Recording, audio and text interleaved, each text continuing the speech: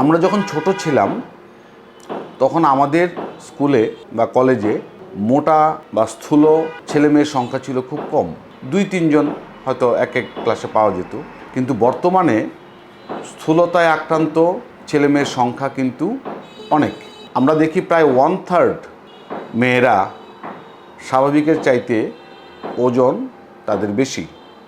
মানে আমরা যদি বিএমআই চিন্তা করি, বডি মাস ইন্ডেক্সের মাধ্যমে কে স্বাভাবিক ওজনের, কে ওভারওয়েট, কে অবেস, স্থূলতায় আক্রান্ত, এটা চিন্তা করি, তাহলে বর্তমানে এই স্থূলতায় আক্রান্ত মেয়েদের সংখ্যা আগের চাইতে অনেক বেড়ে যাচ্ছে।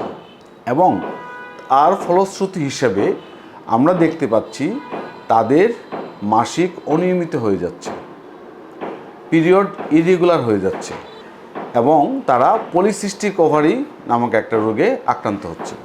আমাদের পরামর্শটা হলো এই ক্ষেত্রে যে তারা পিরিয়ড ইরেগুলার হয়ে যাচ্ছে, তাদের অবাঞ্ছিত লোম দেখা যাচ্ছে, ঘাড়ের পিছনে কালো দাগ দেখা যাচ্ছে, এই ব্যাপারগুলা কিন্তু পলিসিস্টিক ওভারি সিনড্রোমের একটি অন্যতম বড় লক্ষণ।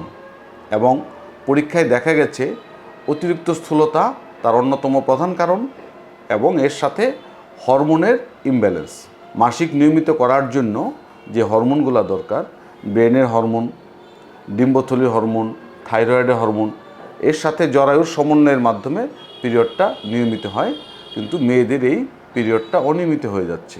এই অনিয়মিত পিরিয়ডটা নিয়মিত করার জন্য তাদের জন্য আমাদের পরামর্শ থাকবে যে তারা যেন এমন কাজগুলো না করে যেগুলো তাদের ওজন বাড়ায়।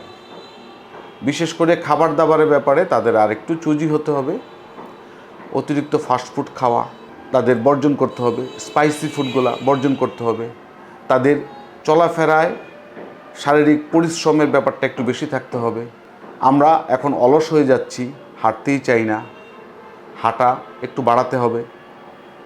এবং একই সাথে যখনই ওজন বাড়তে থাকে তখন সাথে সাথে চিকিৎসকের শরণাপন্ন হতে হবে, যাতে আমরা খুব দ্রুত তাদের হরমোনাল ইমব্যালেন্স আছে কিনা সেটা জেনে নিয়ে তাদেরকে গাইডলাইন করতে পারি, গাইড দিতে পারি। আসুন আমাদের পরবর্তী প্রজন্মের প্রতি মায়া ছড়াই, তাদের সুস্থভাবে বেড়ে ওঠার পথকে সুগম করি।